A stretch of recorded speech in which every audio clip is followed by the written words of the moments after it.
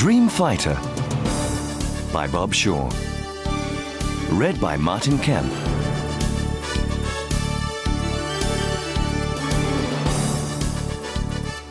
Rowan and his wife had to carry their own cases up 3 flights of stairs and along a sad brown corridor. Some of the lighting fixtures were broken, and the others served only to create dirty orange smudges on the walls. Jane stopped outside the room the desk clerk had assigned them and looked about her with a mixture of disdain and weariness. "Some hotel," she said. "Why do you allow Sammy to book us into places like this?" "It's only for one night," Rowan told her. "It's always only for one night. I can't go on like this much longer, Victor. We'll be taking a break soon." "I don't see how. The money you get for one fight these days barely sees us through to the next. It's better than no money, which is what I'd have if I..." The weight of the cases in Rowan's hands suddenly became unbearable. "Do you mind if we continue the conversation inside? If we're paying for the room, we might as well make use of it." Jane nodded, turned the key in the lock and pushed the door open. Just beyond it, in the shabby dimness of the room, stood a grinning, scaly horror, part man, part dragon, which raised a claw hand in menace. Jane drew breath sharply, but stood her ground. "Victor," she said. "Victor!" "No, I'm sorry," Rowan mumbled. He closed his mind painfully, and the creature vanished into nothingness. "You're losing control." Jane strode forward, through the spot where the apparition had just been, and slung her case onto the bed. "Isn't that a sign it's time to quit?" "How in hell can I quit?" Rowan kicked the door shut behind him, dropped the cases, and lay down on the other bed. The soft, walnut-sized bump on the top of his head was throbbing, aching, flooding him with disquiet. He cupped his hand over it, feeling the unnatural warmth through his cropped hair, and tried to relax.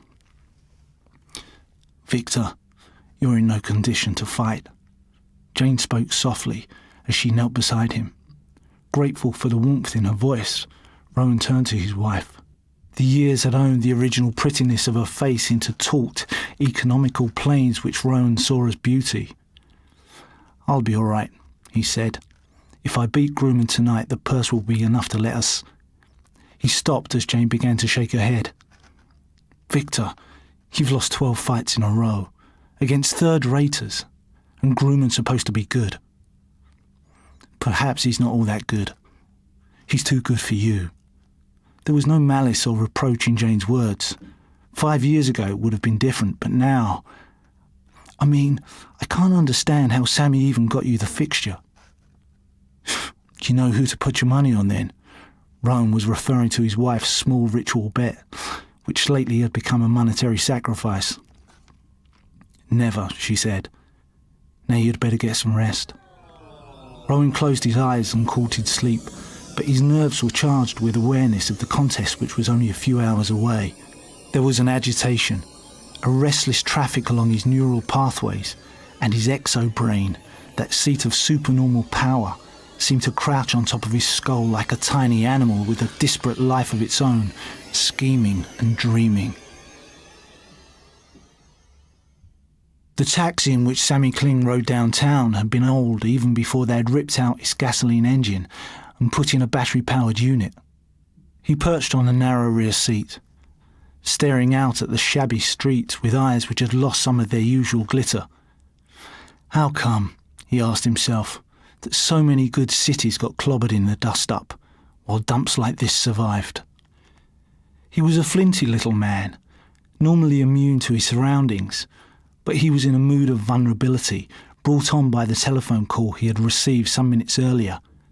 It had lasted about 20 seconds, consisting of nothing more than a terse instruction from Tux Raphael, Grumman's manager, to meet him at his hotel. Raphael had hung up without waiting for Kling's assent. The fact that he could be treated in such a manner, Kling realised, was an indication of how far he had sunk in the world. There was a time when he had owned pieces of 4 good fighters, but 1 had died and 2 had burned up. The one who remained, Vic Rowan, was fading fast, and and should have been put out to pasture years earlier. When the taxi dropped him at the Sheraton, he paid without any argument the exorbitant sum demanded by the driver and went inside.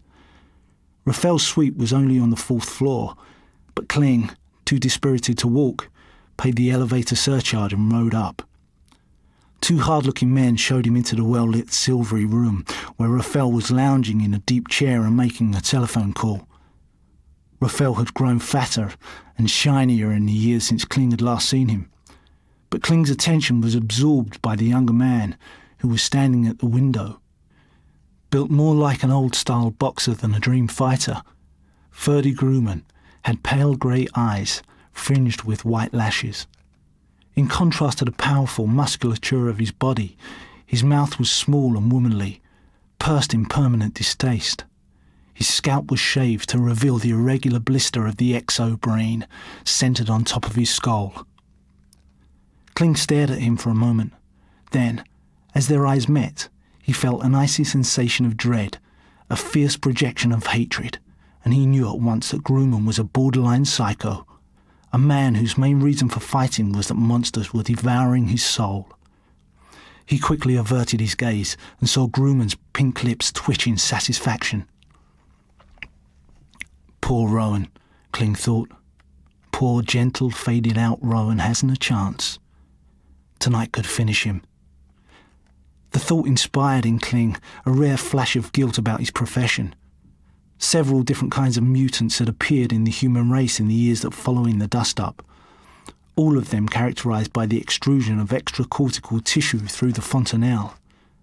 There were the straightforward telepaths, many of whom had been killed before the UN had extended special protection, and there were the seers, and those with limited powers of telekinesis. Their abilities had proved useful to society in one way or another, and they had found profitable roles, but there had also been a sprinkling of unclassifiables, including those individuals whose gift it was to make others see things which did not exist. They functioned partially by instinctive control of radiation fields around them. The images they created could be photographed, but there was also an element of telepathy, because the visions were much more realistic and more detailed to the naked eye than to the camera. In a tired and shabby world, the opportunity for a new kind of spectator sport had been seized at once, and the trade of the dream fighter had come into existence. There were countries where the sport was illegal because of the psychological wear and tear on the combatants, and, in the dreadful presence of Grumman, Kling understood the reasoning. Hello, Sammy, Raphael said, setting the telephone down. How you been? Okay, Tux. I'm getting along okay. Raphael smiled disbelievingly. Have you met my boy, Ferdy? No. Hello. Kling nodded towards Grumman and looked away again, unwilling to face the eyes.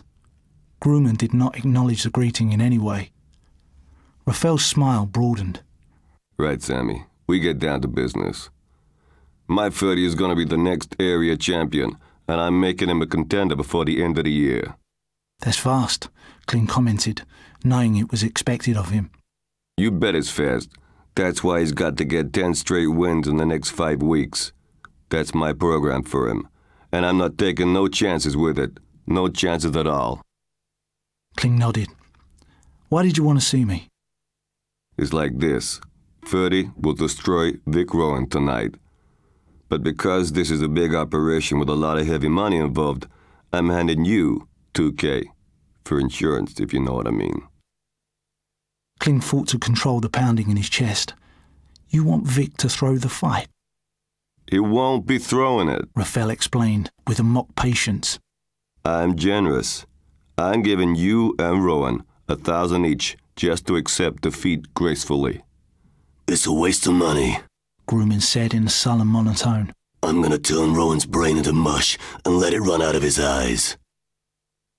Raphael waved him to silence. What do you say, Sammy? Kling's brain was analysing the situation with cryogenic efficiency. Rowan was going to lose anyway. The last shreds of his reputation was going, and it was becoming difficult to match him. He was so certain to lose that there was no need even to tell him about the fix. And with 2,000 monets in his pocket, he, Sammy Kling, could quit the fight game and go into something which offered better returns and more security. The decision was easy to make. "You've got yourself a deal, Tux," he said. The figure was 2K. It's all there. Raphael took a long envelope from an inner pocket of his jacket and handed it to Kling. "Thanks, Tux." Kling turned to leave and was almost at the door when Raphael called him. Sammy, Vic Ron used to be good, didn't he? "People say that." Just remember, you and Ron have taken my money. I bought you, right? And if there's any funny business tonight, I'll put you both through the meat grinder. Got it?" Kling nodded silently and hurried out of the room. Rowan brushed his hair, trying not to touch the now burning lump, and turned to his wife.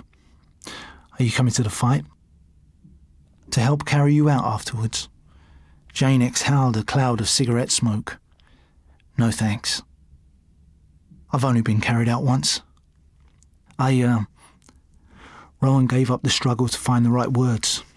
He closed the door and went down 3 flights of stairs to where Sammy Kling was waiting with a taxi. The little man looked perfectly normal, but a vague signal from his exo-brain suggested to Rowan that Kling had things on his mind. "All right, Sammy," he said as he got into the waiting vehicle. "I'm all right," Kling replied gloomily. "A bit worried about you, though." "Why?" I don't like some of the things I hear about Grumman. Listen, Vic, when you feel him getting the edge on you, don't wreck yourself trying to stop him. Just bow out, huh?"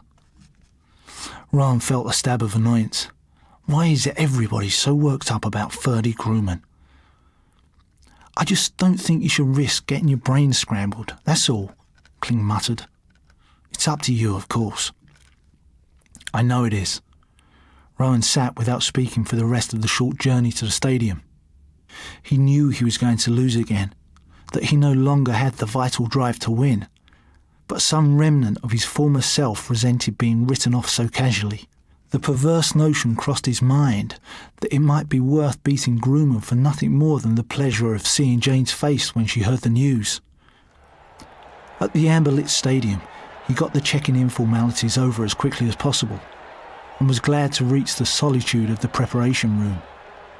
It was an important part of the system that dream fighters did not meet prior to a bout, especially in the final minutes, when antagonism was high and control of their powers most likely to slip.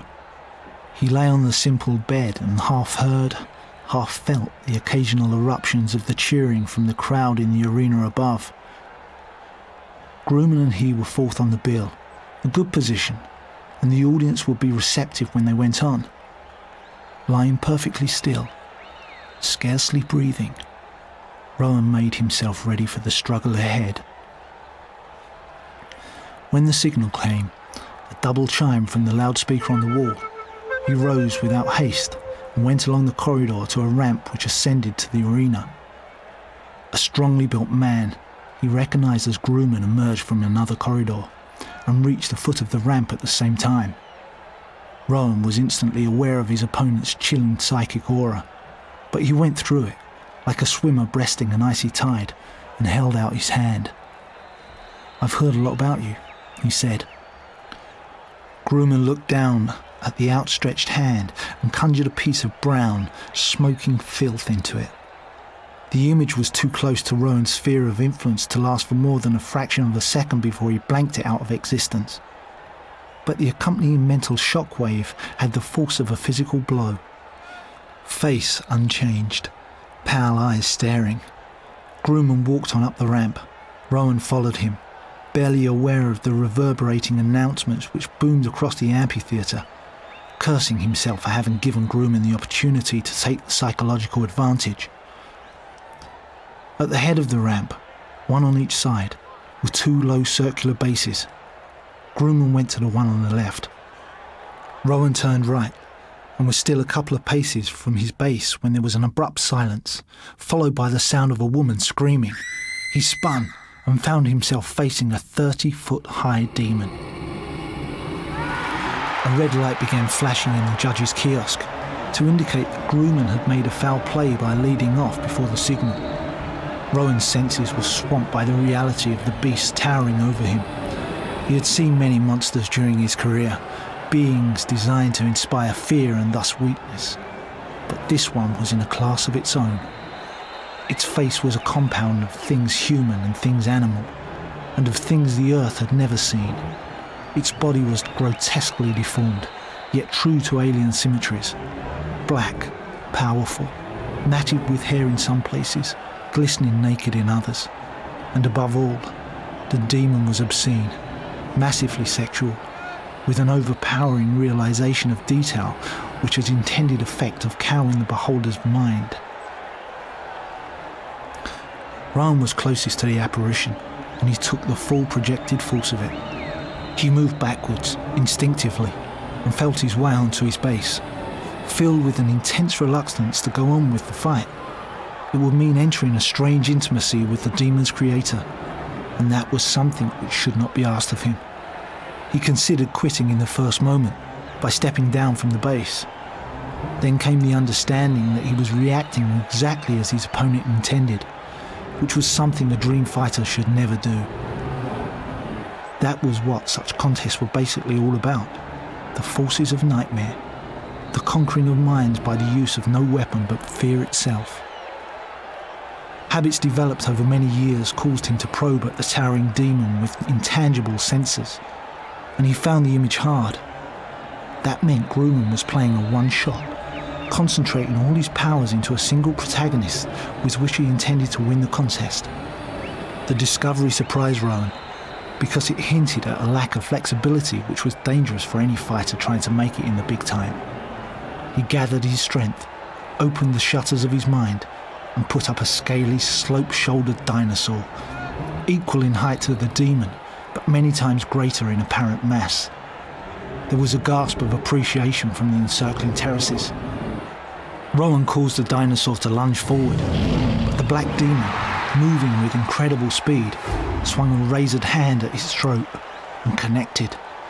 The movement was carried out so naturally, with such coordinated and perfect simulation of reality, that Rowan was momentarily convinced, and in being convinced, yielded control of his own image. There was a huge fountain of dark blood, and the dinosaur fell sideways, its head almost torn off. Rowan automatically dissolved the writhing creature into nothingness, while he fought to regain control of his own terror. Caught unawares, he had still been involved with the dinosaur when it was killed, and now part of his subconscious knew what it was like to be ripped asunder by organic knives. Unbidden, in spite of all his efforts to prevent it, a lethal fear began to seep through him.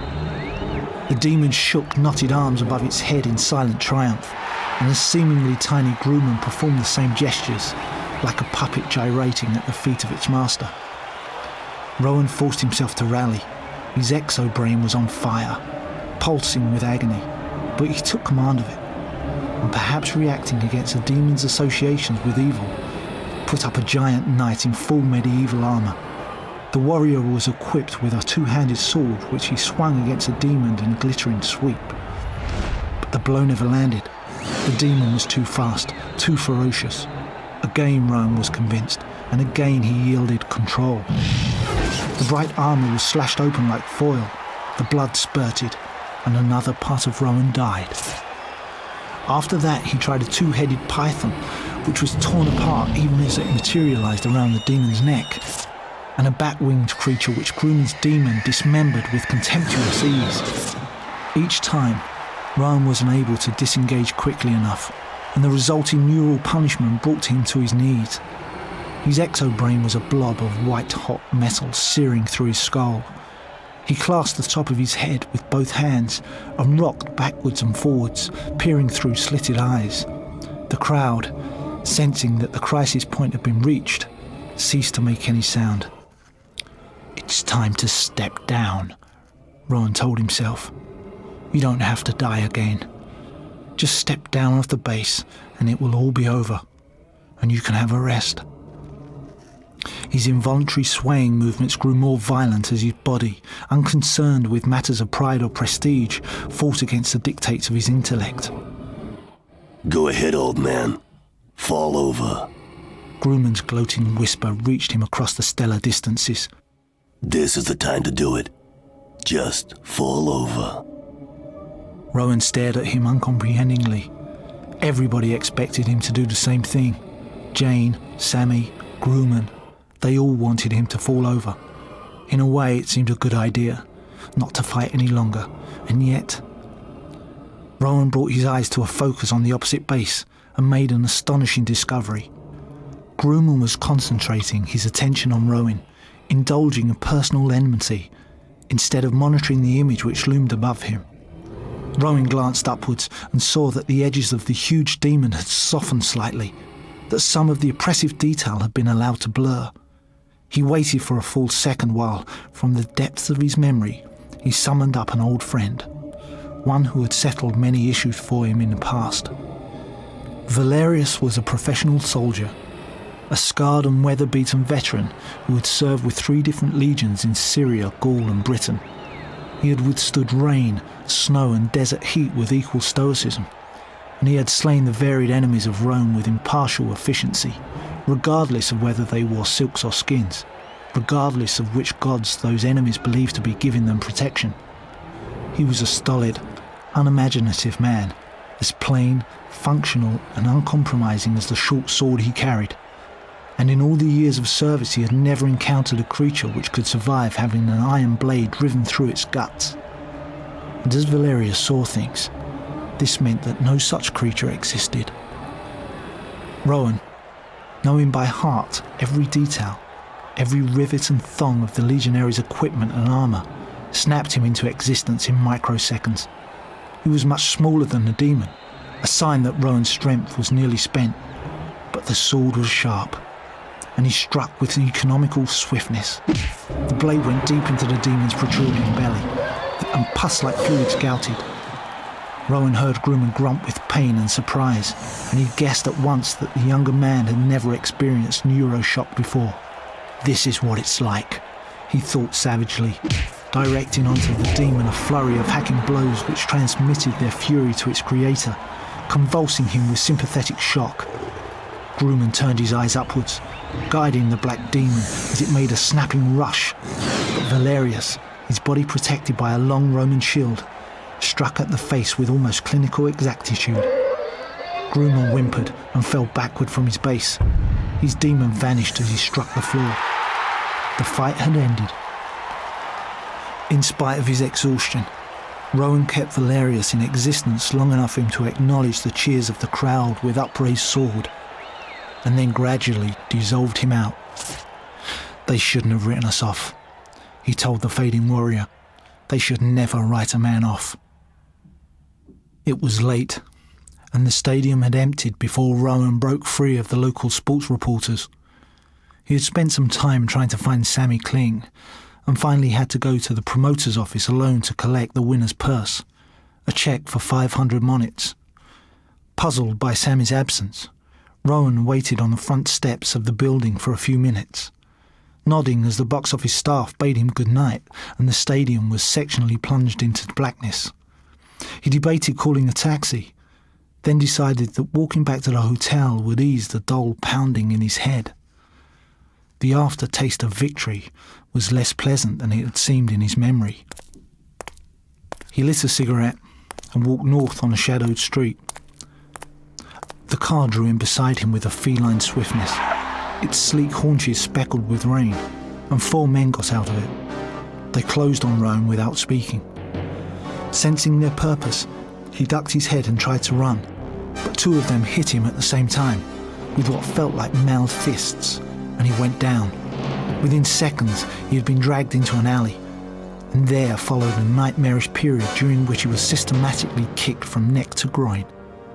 Eventually, the blood-red explosions of pain seemed to diminish, and he realised, with gratitude, that he was escaping into unconsciousness. That's enough, A voice said from somewhere above him. He's gotta know what's happening. The assault on his body ceased, and the dim figures redeployed. In the faint light from the street, one of them appeared to be holding an ordinary garden spade. Rowan became aware of an even greater threat than that of simply being bludgeoned, and he tried to fight against it. Hold his head steady. The dark figure moved over him, foreshortening like Grumman's demon, and his head was clamped in place on the wet concrete. "No!" Rowan pleaded. "No!" Yeah, Ron. The voice told him. And don't say you weren't warned. The spade drove downwards across his skull, shearing through skin and extraneous brain tissue alike, and in the ultimate pang of agony, Rowan was born into the world of normal men. Perhaps 2 hours elapsed before he resumed walking back to the hotel. The street seemed unusually quiet, but he was unable to decide if the impression was a genuine one or something subjective, stemming from the newly found silence within his head. Occasional cars ghosted by without stopping, their occupants undisturbed by the sight of a drunk staggering homewards with a bloodied handkerchief pressed to his scalp.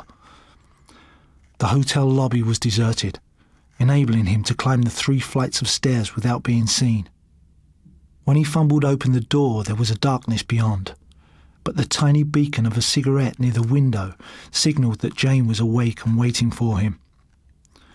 "Where have you been, Victor?" she said quietly. "What happened to you?" The concern in his wife's voice reminded Rowan that she had her own kind of dreams, better dreams than those which had just ceased to dominate his own life. "What do you want first?" he said, forcing his body to remain upright for the necessary moment. "The bad news or the good news?"